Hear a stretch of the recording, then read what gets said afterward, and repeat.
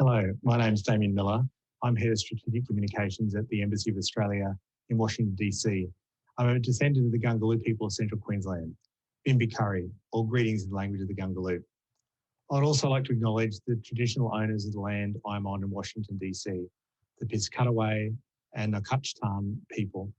I pay my respects to their elders past, present and emerging. We come together during National Reconciliation Week, which is being celebrated across Australia. This year marks nearly 3 decades of formal reconciliation action in Australia. Reconciliation is also being marked around the world by Australia's overseas embassies and consulates, including by us in the United States. This year, we're focused on creating platforms for Indigenous voices, for Indigenous women, and also to highlight the critical role the arts and creative sectors play in promoting understanding, relationships, and reconciliation. It's an honour for the Embassy to support today's discussion, featuring such a great lineup of creative talent and an all-women lineup at that. A special welcome to Lorraine Kabbindi White, Shonae Hobson, and Nina Fitzgerald. Thank you for taking the time to share your stories with us. And to Bronwyn Lobb from Agency, thank you for your support for this event and for serving as our host. And finally, to our virtual audience, wherever you might be located in Australia, the US or beyond, we're delighted that you've taken the time to join us on our reconciliation journey.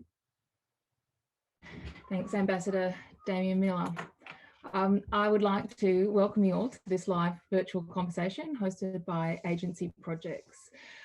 My name's Bronwyn Lobb and I'm the Business Development Manager at Agency, and I would like to start by acknowledging the traditional owners and sovereign custodians of the lands on which we gather today, and extending my respects to their ancestors, all First Nations peoples participating and listening to our talk today, and their elders past, present and future. I would also like to pay respects to the Piscataway and Nacotchtan peoples in North America, and thank the Embassy of Australia in Washington, DC for hosting this talk today. I live and work on Wurundjeri country, and I'm lucky to have the honour and privilege of working with Aboriginal and Torres Strait Islander people from across Australia. Not a day goes by where I don't feel immensely grateful for their generosity, guidance and patience as I learn, and I'm in awe of their strength and diversity of cultural practices and connection to country. Today, we gather from near and far to shine a light on the vital role that Indigenous women play as custodians of and advocates for Australia's rich and diverse Indigenous cultures. In Australia, it is the 3rd day of Reconciliation Week, a week which is bookended by 2 very significant dates in Aboriginal and Torres Strait Islander peoples and indeed all Australian history. The 1967 referendum, which opened the door to First Nations Australian agency and the expectation that change was possible, and the 1992 High Court Mabo decision, which recognised that Aboriginal and Torres Strait Islander peoples have the right to the land and paved the way for the 1993 Native Title Act being passed. This year's Reconciliation Week has a theme which is more than a word: reconciliation takes action. In 2021, it is 20 years of Reconciliation Australia, and as the Black Lives Matter movement gathers momentum and receives heightened and long overdue global attention, this theme urges us towards braver and more impactful action. Reconciliation Week was conceived to prompt improved and stronger relationships between the broader Australian community and Aboriginal and Torres Strait Islander peoples. To quote Reconciliation Australia, "We all have a role to play when it comes to reconciliation, and in playing our part, we collectively build relationships and communities that value Aboriginal and Torres Strait Islander peoples' histories, cultures and futures." Working towards an Australian society that values and recognises Aboriginal and Torres Strait Islander cultures and heritage as a proud part of a shared national identity is intrinsically linked to Agency's mission to celebrate and promote Indigenous art, culture and people on a national and international scale. We believe that actions which enhance public education about the appreciation of Aboriginal and Torres Strait Islander cultures and achievements are key to advancing this journey towards reconciliation. Another key action that agency exists to promote is around sustainable and ethical investment into projects and platforms that support Indigenous leadership, voice and agency, and feature strong participation in economic opportunities for Indigenous people. Agency is an Indigenous not-for-profit organisation. We work to bring people together, to inspire giving and to build strong partnerships both at home and abroad. We also work to respond to an identified need expressed by cultural leaders which resonate with government priorities, academic research and the voice of innovative philanthropists who care deeply about Indigenous people, art and country. Importantly, our values align with the foundations of Indigenous resilience, strength, and a desire to share. And that is what we're here to do today, to share the inspiring stories of three remarkable young Aboriginal and Torres Strait Islander women, Shonae Hobson, Lorraine Kabbindi White, and Nina Fitzgerald, across the globe to an engaged and excited audience who are thirsty to learn more about Aboriginal and Torres Strait Islander art, culture, and history. Your passion and interest is why we are here and why we'll continue to collaborate with the Embassy to bring you more content and engagement of this kind. The format this webinar is going to take is that I will introduce each contributor and they will speak about their life and work and no doubt the intertwinedness, dedication and passion for everything that they do. The first woman we'll hear from is Shonae Hobson. Shonae is a Kaantju woman of Coen, Cape York Peninsula. She currently works as the Curator of Indigenous Art at the National Gallery of Victoria, the NGV. Shonae was the first inaugural First Nations curator at the Bendigo Art Gallery, where she curated Pinpi, Contemporary Indigenous Fashion 2020 to 2021. Australia's first major survey of contemporary Indigenous fashion. It was Australia's first major survey of contemporary Indigenous fashion to be undertaken both nationally and internationally. Shonae works collaboratively with communities and artists to foster and build capacity for economic and social independence. Shonae, we'd love to hear from you. Thank you so much, Bronwyn, for that beautiful introduction. I'm very excited to be here and to also share this platform with two other really inspiring women, Nina and Lorraine. But before I begin, I'd also like to pay my respects and acknowledge the traditional custodians of where I'm coming to you from in Melbourne, so the Wurundjeri people of the Kulin Nation, and I pay my respects to their elders past, present and emerging, and I'd like to extend that to any First Nations people watching this morning. So I'll move on to the next slide. So I'm a Kaantju woman and my family come from a remote Aboriginal community in far north Queensland called Coen. So this is an aerial shot of the community. We've got a population of about 400 people and there's one main shop in this community and the closest city is about an 8 hours drive to Cairns. So for those of you who don't know where this is, it's near the tip of Australia, so at the centre of Cape York. One of the really interesting things about this community, not only is it my traditional country, but it's got a really long history. It started off as a township, as a gold settlement, and then it was actually a police reserve. So when the early colonists came up to Cape York, they settled in Coen as it was a central hub to all the other communities, and they set up a reserve there. And so my family have been in Coen for a number of generations. My great-grandfather is a strong Kaantju man from Wathara, and he grew up in and around this area. He worked as a stockman on this country, and it's also where he met my great-grandmother. So this is a photo of some of my family members, and there's me down the front there. And I wanted to talk a little bit about my family today because they really are a drive in, I guess, my curatorial practice, but they also inspire me and keep me culturally grounded.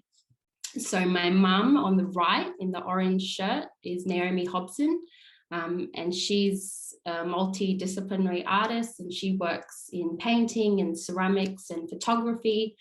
So for me, art was always such an integral part of my life growing up. You know, my extended family members are also artists. So when I moved to Melbourne in 2014 to study, I knew that I wanted to do art curatorship. And so we'll go to the next slide if that's okay. Yeah. And so just backtracking a little bit. So in 2008, my family were handed back our country.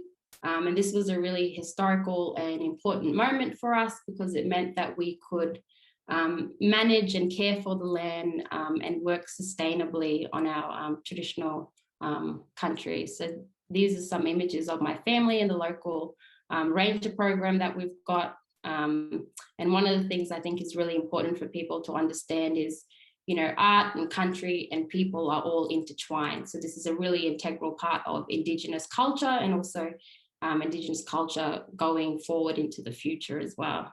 So we've got our ranger programs in Coen, which are really important employment opportunities for young people as well. And it's good for people to be able to have sustainable livelihoods and work on country without having to leave as well. And we'll just go to the next slide. So I moved to Melbourne in 2014 and I studied at Melbourne University and I majored in anthropology and art history. And during that time, I worked at a commercial gallery called Alcaston, and I was also interning at the Melbourne Museum. And my first, I guess, role as a curator was as the inaugural First Nations curator at the Bendigo Art Gallery, where I started in 2018. And Bendigo has a rich history of curating these incredible fashion exhibitions. And one of the things that was really important for me was to curate an exhibition that focused on fashion and Indigenous fashion. And every year I would attend the Cairns Indigenous Art Fair fashion performances, which were really a celebration of who we were, but also it transformed my thinking about contemporary Indigenous fashion and taking that storytelling element and that connection to culture and country and showcasing it through a contemporary medium. So I curated PINPI, which is Australia's first major survey of contemporary Indigenous Australian fashion. The exhibition included around 70 different artists and designers with just over 100 garments in the show. And we had artists from all over Australia. So from Cape York to Northeast Arnhem Land to the metropolitan areas in Melbourne and Sydney. And what I really wanted to do with that is showcase the diversity and breadth of an industry that is absolutely blossoming and just thriving as well. So the idea for the exhibition came from my great-grandmother. So PINPI is a word that we use on the east coast of Cape York Peninsula to describe seasonal changes and the regeneration of country. And so what I wanted to do with the exhibition, which is based thematically off 4 Kukuyawu seasons, is give audiences an opportunity to really feel like they're being transformed onto country, but also to be taken onto these areas where a lot of the designers come from, because Indigenous fashion is so diverse and so unique.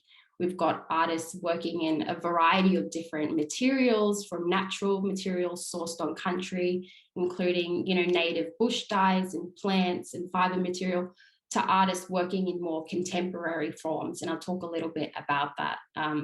I'm wearing my Grace Lillian Lee necklace, and Grace is a medium mer artist from the Torres Strait Islands, and she's done incredible work setting up, you know, First Nations fashion and design, but also in her own practice and being an advocate for First Nations people and First Nations designers specifically.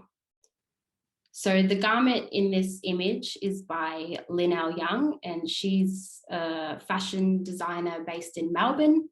Linnell works directly on hand-painted silks, and she produced a series of garments for us during COVID. So it was really interesting to work with her because she was in her backyard and I was in my backyard kind of on Zoom and going over concepts and ideas. But she, you know, it was really great to be able to communicate with her during that time. And she created 4 unique silk garments that spoke to the notion of Indigenous seasons from her country down here in Southeastern Australia. So this particular garment that you see on the left really represents the bottle brush as well. So just go to the next slide, please. Thank you. So another designer that we had in the exhibition is Grace Lillian Lee. Grace studied fashion and design at RMIT, and we've worked really closely together throughout the whole process of this exhibition.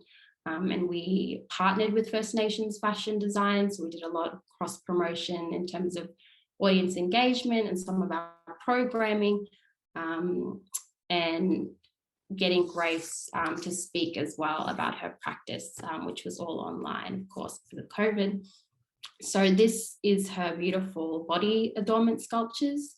Grace was taught to weave by artist Uncle Ken Thaide from the Torres Strait Islands, and she was taught the prawn weaving technique, which she has since adapted into a really contemporary art form.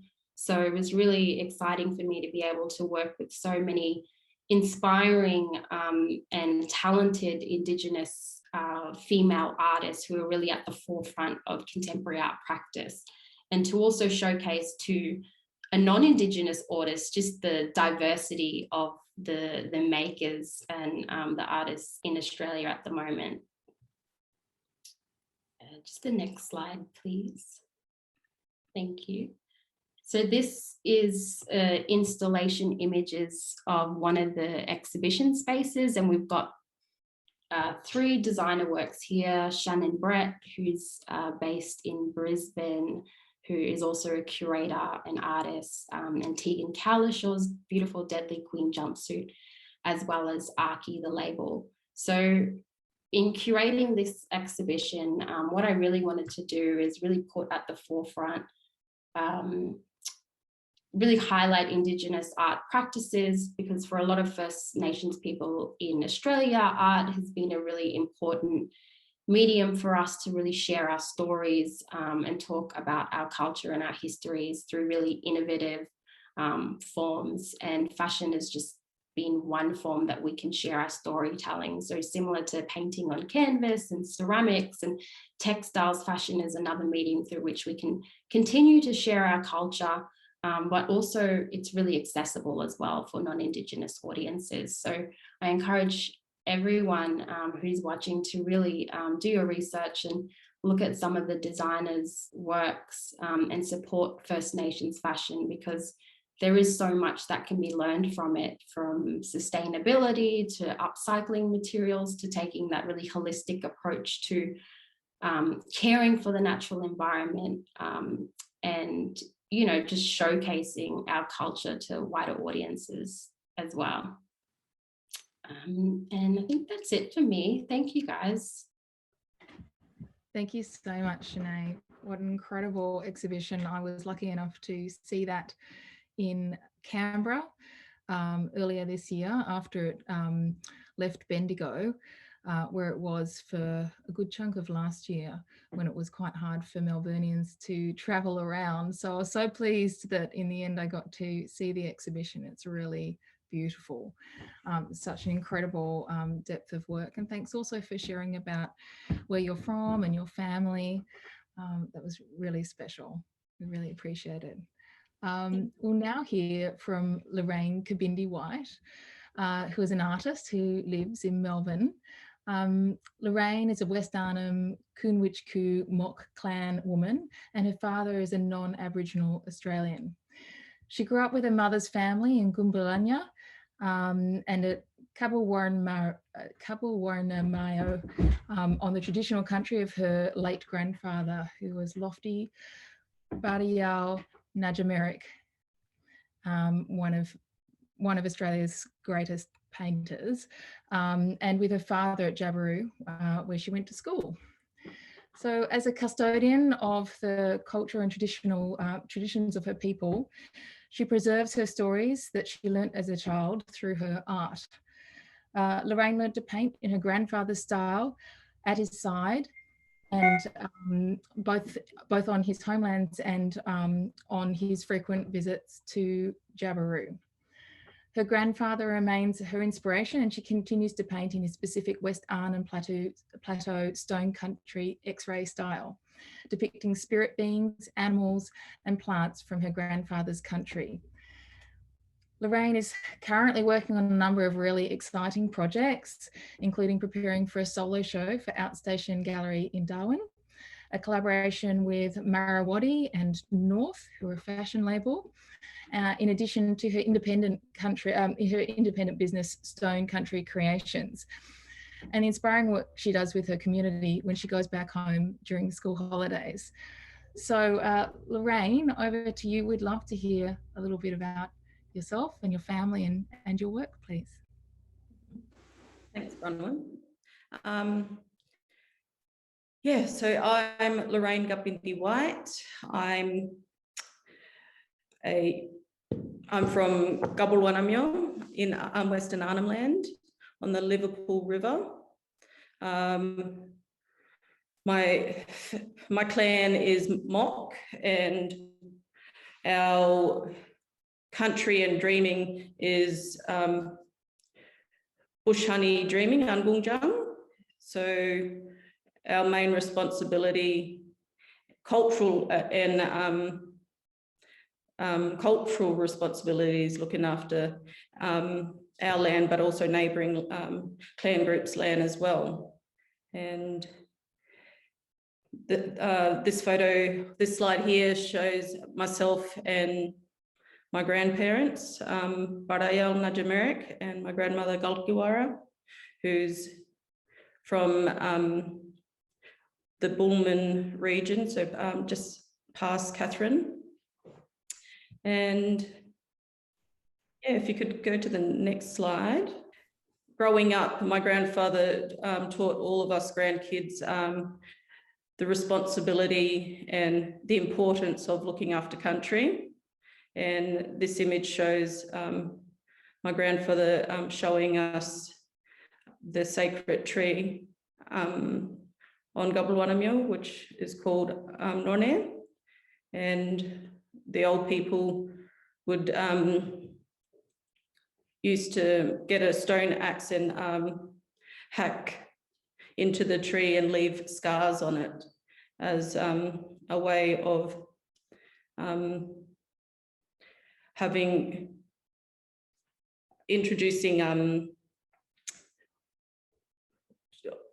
introducing themselves to that land. But over the years, with missions coming into Arnhem Land and enticing a lot of Stone Country people to go down into the lowlands and join these missionaries, they abandoned their country and wouldn't be able to do a lot of the cultural burnings. So a lot of the land started to get sick. And my grandfather and other old people saw the importance of everyone returning back to their homelands and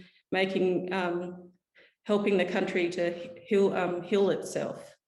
So that's one of the things that my grandparents and my family were taught to really be a part of our upbringing. And he's always, yeah. Oh, so I'm sorry to interrupt. I was just going to ask if you would like to touch a little bit about your homeland and the vast part of country that it encompasses. Yeah, so in this slide, you can see the highlighted area of Wartagan Indigenous protected area. So my grandfather and a few non-Indigenous family friends created Wartagan land management, and were able to have him teach them the old ways of doing cultural burning, while they would introduce the Western scientific way of doing fire management and carbon abatement and stuff like that. Lorraine, we'd also love to talk a bit about your art as an incredible artist, the process that you have, the processes that you have, the materials that you use. So it's a really amazing story of where you get your bark from. These two barks here are by Lorraine, absolutely incredible. I'm sure everyone will agree. So would you mind talking a little bit about that process and the involvement of your family in that process? So my work is always inspired by my grandfather and the old people and the stories that they've taught us. And getting older, I've seen the importance of keeping that cultural knowledge going. So whenever I get the chance, I'd return back to my homeland and be on country, reconnect with country, and be able to source materials off country. So most of my works currently have been materials sourced on country. And how do you get them down to Melbourne? A mixture of driving it all the way down to Melbourne, or the expensive way, having them freighted down. And just for those people that don't have a kind of concept of the distance between your homelands and Melbourne, what sort of drive is that? How long would that take you? It'll take me 9 hours to drive from homeland to Darwin, and then normally 4 days to drive from Darwin to Melbourne, doing a lot of stops. But our recent trip, we made it in 2 days, 2.5 days. But wow. that was driven because of COVID and borders being locked down soon. So we had to make our way back home to Victoria. Wow, what an incredible commitment. And you have a show, a solo show, I believe it's your first, which is coming up early next year in Darwin. So Lorraine was shortlisted for the Telstra Natsias, which are the National Aboriginal and Torres Strait Islander Art Awards. Huge deal here in Australia, and a really incredible celebration of Aboriginal and Torres Strait Islander art, design, media. It's most incredible works are submitted, and Lorraine was shortlisted 2 years ago, and her work attracted a lot of attention, including that of a gallerist up in Darwin who has invited her to do a solo show. So I know you're preparing for that at the moment. How many works does that involve painting? I think both the gallery and I would like to use all of the wall space. So I think I'm looking at 25 to 30 pieces, but I'll deliberately make some pieces as big as possible to cover most of the wall space. But this is my first solo exhibition in the Territory, but I've had previous exhibitions down here in Melbourne. Okay, well, congratulations. We have a question that's come in from a listener, which is a really fantastic question. And they say, how does it feel, and is it hard to send your art, something so personal and connected to your family and country, out into the world? Oh yeah, there's some pieces that are pretty sensitive to other our clan group or neighbouring clan groups, and I'm always mindful that I'm representing it properly. And the old people have always said that if we want our culture to be alive and stay strong, we need to be willing to be able to share it with Bininja Balanda, so other Aboriginal people and non-Aboriginal people too. Yeah, thank you. I would also love for you to talk a little bit about the work that you do through Stone Country Creations and the work that you do with your community when you go back home, especially in the school holidays. So Lorraine mostly makes her way home in the holidays to reconnect with her family and leads these incredible projects with the kids in her community and neighbouring communities. Do you want to chat a little bit about some of that work? Yeah. So yeah, like you said, most of my trips are all planned during school term breaks, as I'm currently looking after 6 remote Indigenous girls who have chosen to come down to Victoria, to Melbourne, and continue their education down here. And during the term breaks, we travel up to the Territory and they return back to the communities, and that's my chance to return back to my homeland and reconnect with my family and keep my language going as well.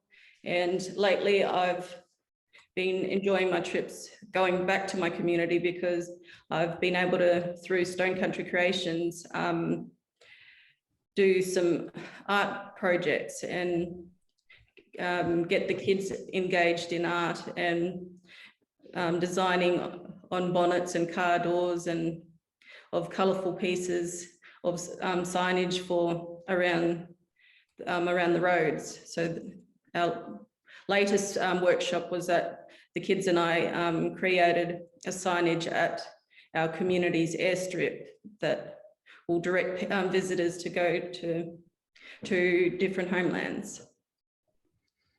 And you can have a look on the Stone Country Creations Instagram account to see some of those incredible outcomes. So finally, I just wanted to chat with you a little bit about the collaboration that you're involved with Marrawadi and North. So for our listeners, North is a fashion label here in Australia that collaborates with Indigenous artists. They've done some incredible collaborations that Nina and Shonae, I'm sure, have both been involved in. And you're at the moment working with North and Marrawadi, which is an art centre up near your homelands, to produce some artwork for their textiles. Do you want to have a chat about that process and the collaborative process that you're involved in? Yeah, last year I managed to get in contact with North and just see if there was an opportunity to be able to showcase my region's diverse style, and that opportunity was able to happen. And working with North, we've managed to get several artists to put their design in, and we're able to get their design onto fabric. That's so exciting. And that actually leads really nicely into our conversation with Nina, who's been actually at Marrawadi recently doing some work as well. Lorraine, thank you so much for sharing. Is there anything else that you'd like to say before I pass over to Nina? Is there anything else that you had? No, I'm right. Thank you. Thanks for listening. Thank you so much for sharing your experience and your practice, your beautiful art, and the work that you do. I'm sure there'll be more questions towards the end. And so I'm now going to pass over to our final guest, who's Nina Fitzgerald. And Nina is a proud Aboriginal and Torres Strait Islander woman whose family hails from Kaantju, Torres Strait Islands, and the Wuthati people of Shelbourne Bay in far north Queensland. Nina has recently returned home to Darwin, hence the tropical backdrop, after 8 years studying and working in Melbourne. Her work spans the fashion and creative sectors with roles in creative direction, curation and writing. Nina, we would love to hear about your practice, what you've been up to, what the weather's doing in Darwin. Thanks, Bron. Thanks. To you. Thanks, Bron, and thanks so much for having me. Thanks for everyone that's tuning in. This is really, I'm so grateful to be able to have a platform like this to share what I do, and I'm really proud to be here today with Shonae and Lorraine, who are really inspiring women in Australia and do incredible work. I've had the privilege of working with both of them. I'm coming to you today from Larrakia country, which is in Darwin, right in the north of Australia. It's beautiful weather here, and yeah, I'm really grateful that this is my home. So I grew up here in Darwin. I was born and raised here. My mother is Indigenous, and I'm surrounded in Darwin by a really large, extended, Indigenous, Aboriginal and Torres Strait Islander family. And my father is white Australian. So my parents, I think, really informed a lot of, my interest in what I do today. My mother worked as a journalist. She's trained as a journalist and anthropologist, and spent a lot of time in remote communities working with other Indigenous people, sharing their stories and giving them a platform, the true stories of Australia and things happening on the ground. My father was a lawyer, and he was the Anti-Discrimination Commissioner up here in the Northern Territory for 6 years. So his passion lay with human rights and championing the underdog and really helping Aboriginal people up here in the Territory, and the injustices they faced. So I think the combination of both the things my parents did has really inspired me to try to make a difference and help those less fortunate than me and some of the injustices that are still faced by Aboriginal people right across this country, and also providing really exciting platforms for people to share their stories and truthfully share their stories. So pretty early on I gained an interest into the arts. I've always been surrounded by art in my home and in traveling into many remote communities with my family, and I realized the power of art in sharing stories. I moved to Melbourne when I was 19 to study. I actually studied a science degree. I changed a few times and I finished in environmental sciences. I realized when I lived in Melbourne though that I just thought the divide between Aboriginal people and non-Aboriginal people was a lot larger than what I'd noticed in my hometown of Darwin, and I don't know, I found that quite concerning, and I guess I was a bit shocked by that, and how where I'd grown up surrounded by my family and quite strong connections to Aboriginal people in the Territory, that it was quite different in Victoria. I mean, there's a lot of historical reasons for that, but it ignited in me this, this drive to want to be a part of sharing our stories to the wider Australian audience. I really believe that, through education and sharing stories, that we can build more empathy and compassion, and that's just going to lead to a more unified Australia in general. So one thing that I was really interested in moving to Melbourne, is this growing Indigenous fashion and textile space. I think fashion is an incredibly powerful medium the world over. It speaks to the masses. Everyone engages with it. And, if this is a way that we can share our stories and put some stories on the map, I just realized the power of that. It's also incredibly exciting. It's incredibly contemporary. It's, I think it really breaks down some barriers of what it means to be an Indigenous person in 2021. We're incredibly contemporary, resilient and forward-facing, and I think fashion really speaks to this. So yeah, it's a really exciting space. I worked for a couple of years with the Darwin Aboriginal Art Fair Foundation in their Indigenous fashion projects. And I was the creative director for their inaugural National Indigenous Fashion Award last year, which sort of champions and, supports and brings capacity building to the growing sector and all the designers that are involved. The photo on the screen now is my most recent work, which was curating this installation for Parchima Festival. Parchima is a festival in Alice Springs in the desert of Australia, which uses light to share Indigenous culture. So it's a massive light installation festival where artworks are projected onto the West MacDonald Ranges and different installations are built around the town. My installation is championing, Indigenous fashion and textile designers. So, we had 15 different artists involved in the installation, and we built their textiles into these 2-meter tall mannequins, lit them up. So at nighttime they were lit up, in the daytime they were lit up, and they were just a really striking ode to the incredible work that textile artists do.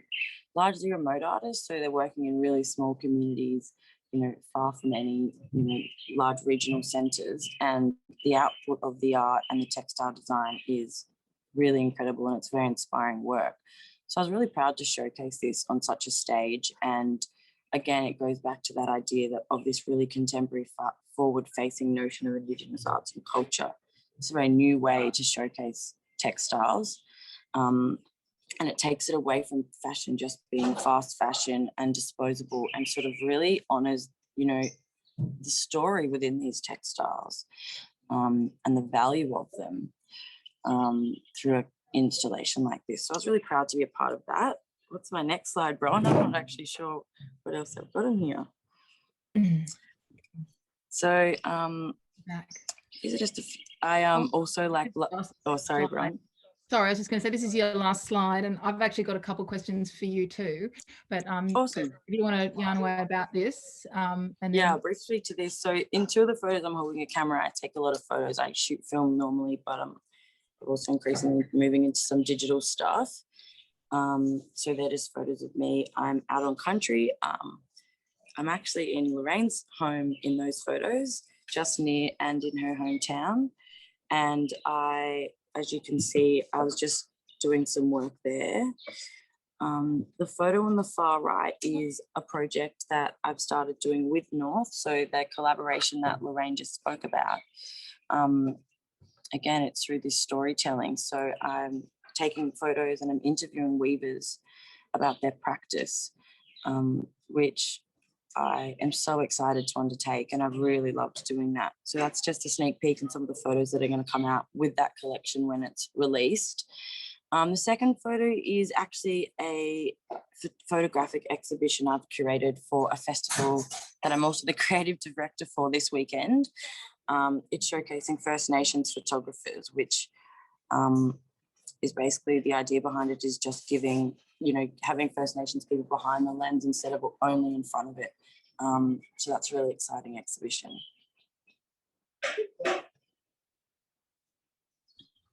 I'm going to jump back on. The Marrawadi photos, I've been following those. Gosh, I love all the weavings and the colours. What we'll try and share with everyone some links at the end. We can get on Instagram. Marrawadi is pretty easy to find. It's spelt like it sounds. I wanted to ask you a few things. I wanted to deep dive into a couple of areas. You've recently been doing some work with Pepe Manati, which is a community in the West Daly region. For those that have been following the embassy's activities for the rest of this week, Durumal Arts, which is the little but prolific art centre at Pepe Manati, is doing a little bit of a takeover. There are some videos and other talks that are going to be coming through this portal. Nina, you've been doing a podcast series with Pepe and spending some time out there. Can you chat to us a little bit about that experience and I guess, your role in that space? Yeah, this is super exciting, actually, this project. So it's, at the beginning, but it's something that we hope to sort of build on and roll out, right across the territory. It's a podcast series which run by these guys called it's called Story Towns. They run podcasts in other places of Australia, but putting the lens to remote communities. And, I'm going to host this series and go out to Pepe and talk to the prolific artists, as you say, Bronwyn, some of the ranger groups, you know, they're working on country, and some of the other really, you know, interesting people that live in the community. The whole purpose is just sort of to share an insight of the lives on the ground. It's not someone telling the stories for the people there, it's giving the people the space to tell those stories themselves. You know, remote communities sort of pulse with an energy that doesn't exist anywhere else in the world. And I think if we can share that and, you know, really get on the ground and, you know, podcasts, you can hear the sounds of the nature year round. So I think it's really exciting. The exciting thing about this podcast is also that they've just developed technology to geotag them. So if you were to drive, you know, out there or through country, we can geotag, you know, an elder talking about significance of country that you're driving past, which will sort of start playing as you're driving through that country, which, you know, is going to be super powerful. So I'm really excited to see how that goes and if we can expand that to other places. Yeah, what a great project. Yeah. And speaking of hearing the sounds of nature, everyone is commenting on the birds.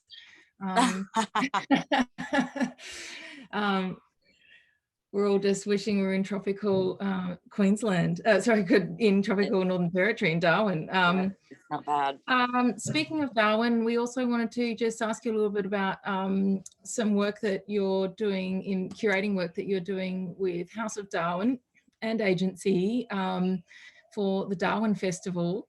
It's a project that's still in its infancy, but perhaps just talking a little bit about the curating into that space and working with young and up and coming emerging artists and designers as well, and really that space and how it's really growing.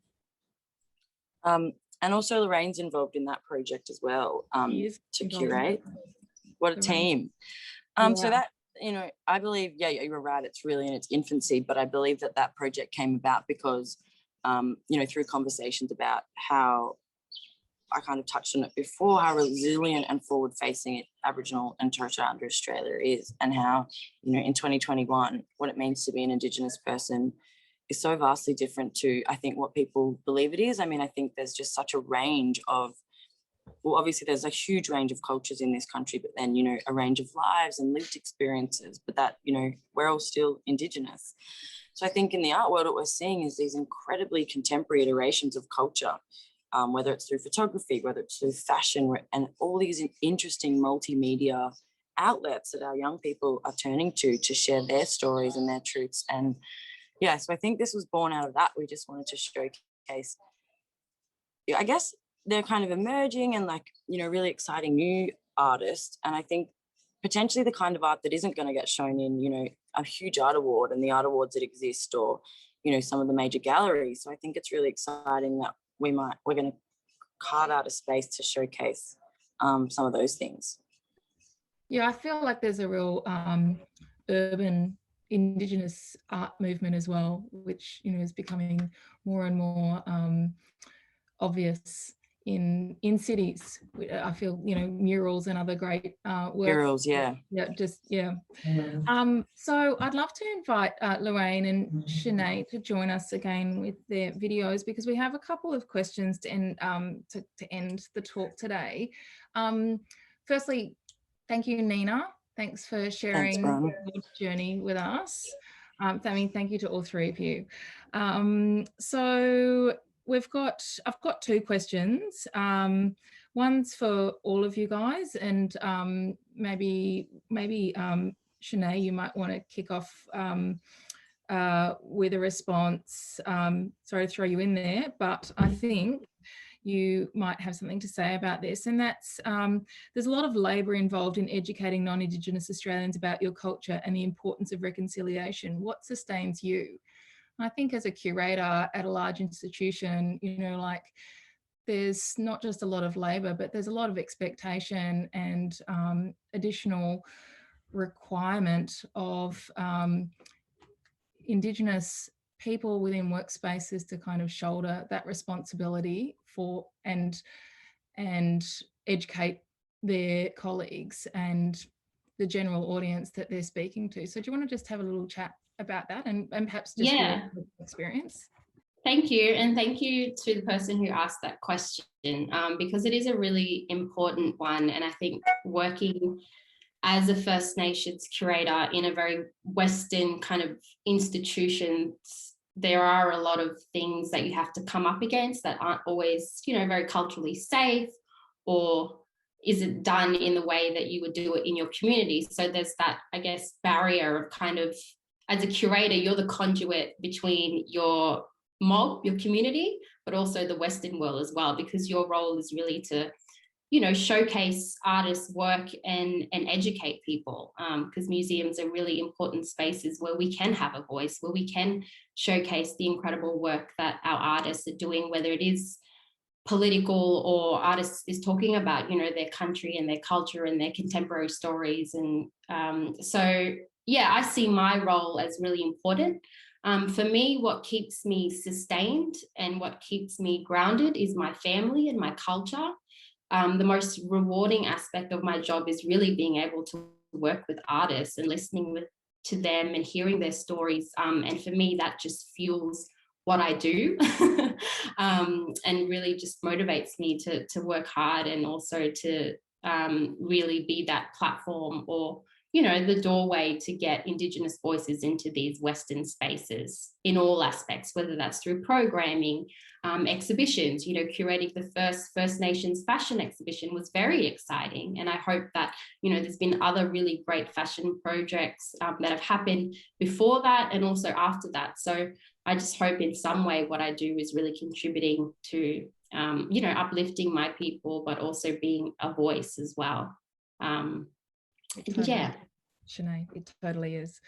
Would anyone else like to comment on that question? I've got a couple others that have come through, so I can just move on if moving on. Okay, great.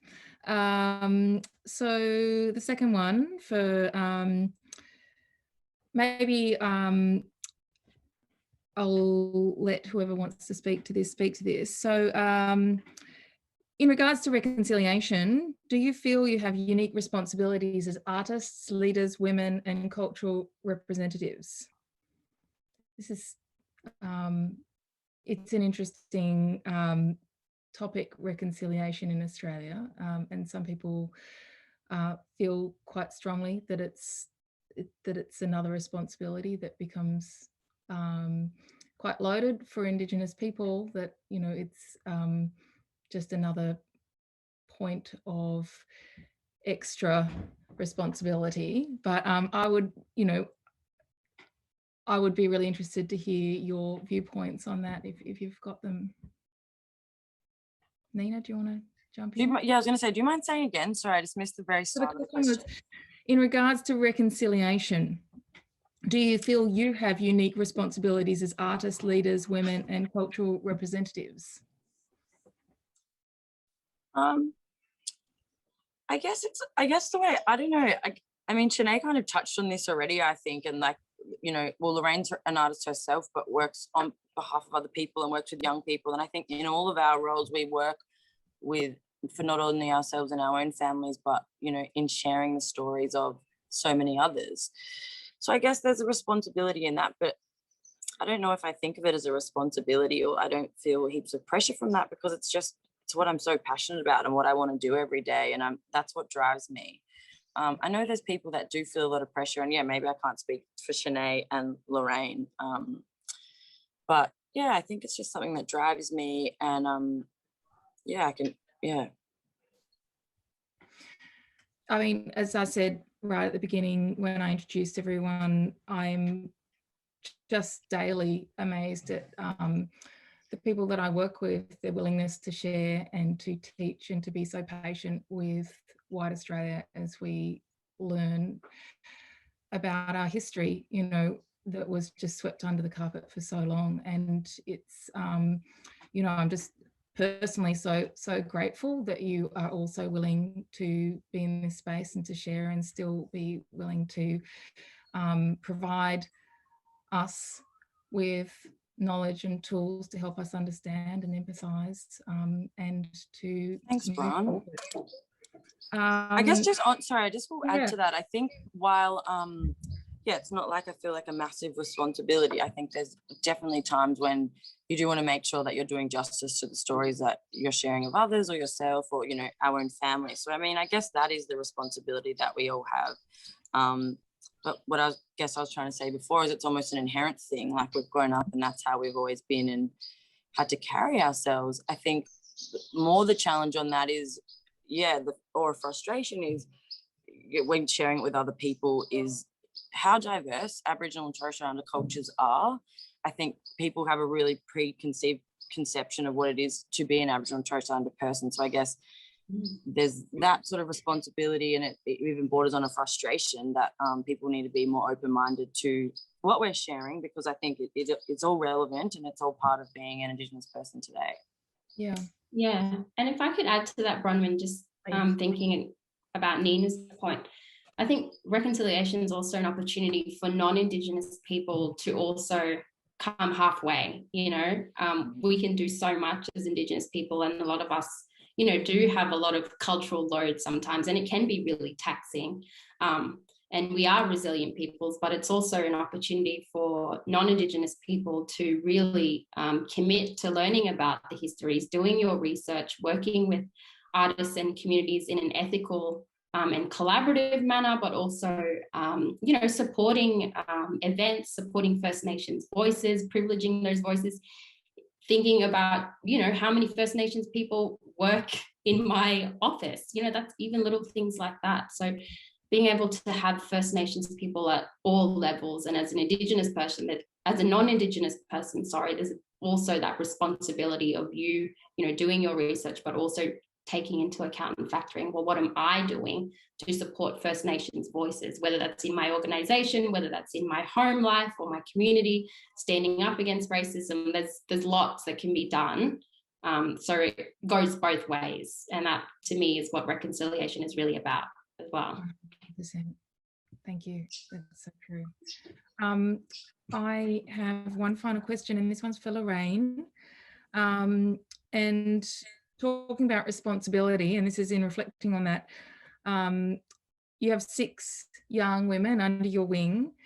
How are you influencing or nurturing their expectations and aspirations for reconciliation?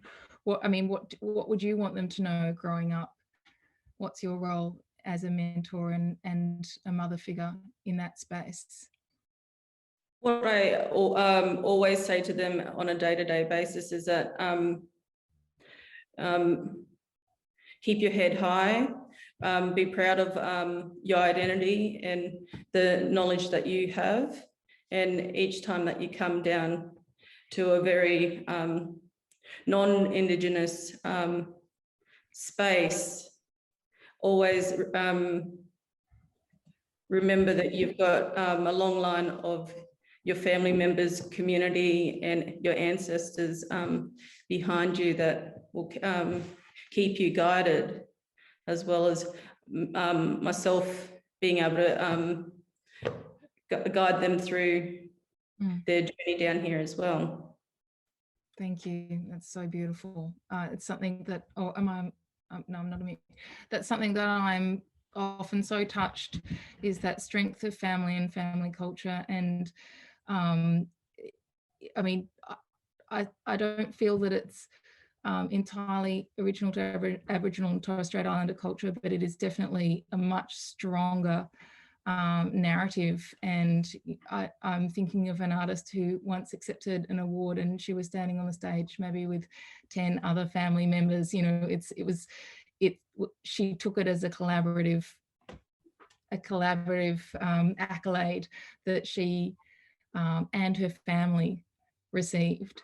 It was really beautiful. I think we're, I just, if anyone would like to say anything before we wrap up, and just add anything or say anything about family, please jump in.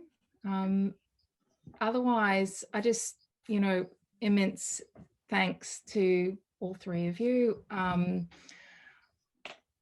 Shonae, Lorraine, Nina, you are incredible women doing incredible things. your passion and your willingness to share with us today is so evident and so very much appreciated. So thank you so much for being involved. I would also like to thank Ambassador Damien Miller for hosting us, Laura Nix and Karen, Ambassador Katrina Cooper, and we would like to thank our audience who we can't see, but we know that you're there, and we really appreciate you tuning in today or listening in the future. We'll try and share a few of those links, and Instagram and website are there. You can send us an email to info@agencyprojects.org. Thank you, everyone. And Thank you. Yeah. Thank you. Thank you. Yeah, there we go. Thanks, guys.